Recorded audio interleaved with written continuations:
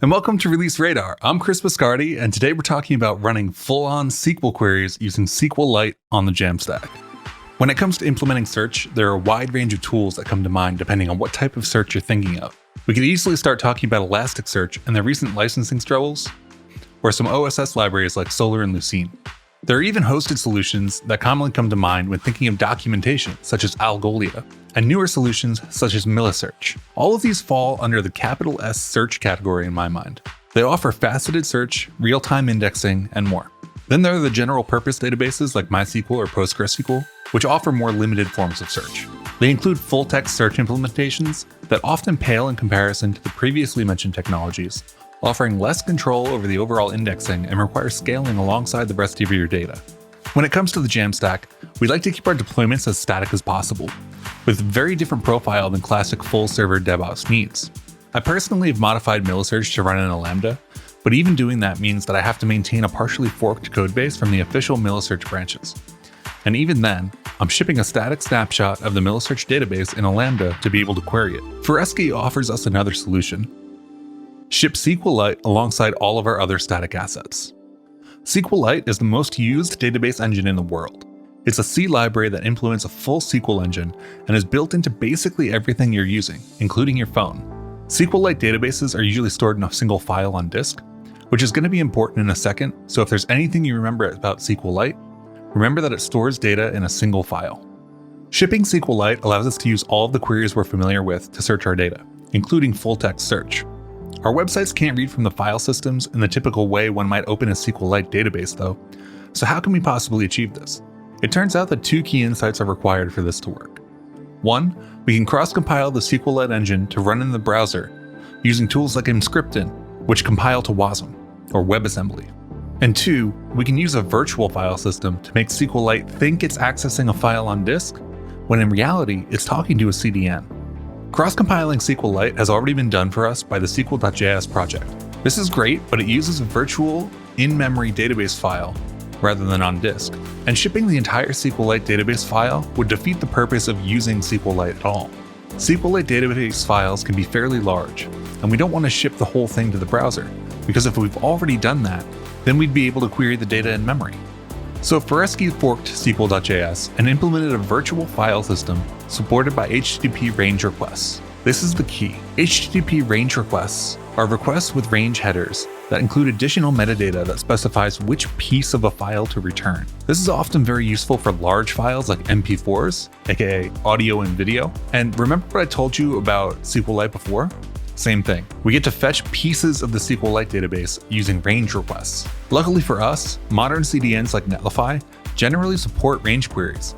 So with all of this together, we get full-text search on SQLite databases on the Jamstack deployment. The README for the fork contains some very important qualification in that using this approach means that structuring your indexes is even more important than it is in a normal Postgres or MySQL situation. So don't expect to use the solution and not understand what the SQL database is doing when it's indexing your documents. Let's take a look at the demo app. In this case, you can see that the SQLite stats say that we've already fetched 4 kilobytes in one request. If I hard refresh and we watch the network requests come in, we can see that there's a couple of SQLite queries here at the bottom that are 320 bytes and 4.3 kilobytes respectively. Also note the SQL wasm file, which is a .wasm file that contains the entire SQL engine. This file is fairly large, so we're looking at like 480 kilobytes. But if search is important to you, that's still less than many sites ship today. And you can even conditionally load it on just the pages that need it, or when the user wants to use it. So let's clear the requests and search for a YouTuber. I tend to like watching Marquise Brownlee, or MKBHD, so I'm going to search for them. You can see that as I was typing, SQL queries were being made to the SQL database hosted on the CDN. We're not running a server here, we just have our SQL database sitting on the CDN, and we're making HTTP range queries to get data. If we open up the headers for one of the requests, we can see that content range is specified in the response headers, and when we scroll down, we can see that range was specified in the request headers. This is how we're getting pieces of the SQLite database at a time. And it works really well for this kind of dynamic visualization. If we look at the SQLite stats at the bottom again, we can see that we've fetched 229 kilobytes in 35 requests. And the total database size, if we were going to download the entire thing, is 119 megabytes. This is a pretty serious win because it means we don't have to download 120 megabytes every time we want to do some search. There is still a little bit of overfetching going on here, but there are also some sophisticated approaches to reducing it. If we take a look at the blog post that Fresky published, we can see a couple of example SQL queries, the output JSON, and some stats about the SQLite request. In this case, when we load the page, a bunch of requests fire, so some of these have already run. The wasm file is the entire SQLite engine, so we can run things like JSON functions directly in the browser. I'll just change this value, save, and run it again. We can also do really interesting things like write JavaScript functions that we can then use in our queries. In this case, we have a getFlag function. We've created that function on the database, and then we've used it in the query. And running this fetched 8.2 kilobytes in 4 requests. The database size on this blog post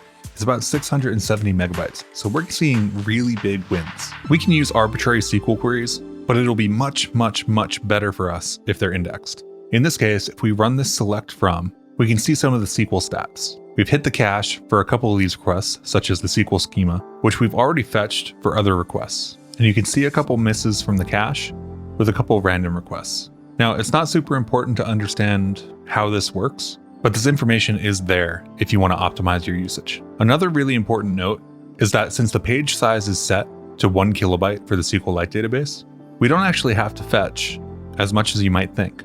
In this case, we've fetched 260 kilobytes in 17 requests.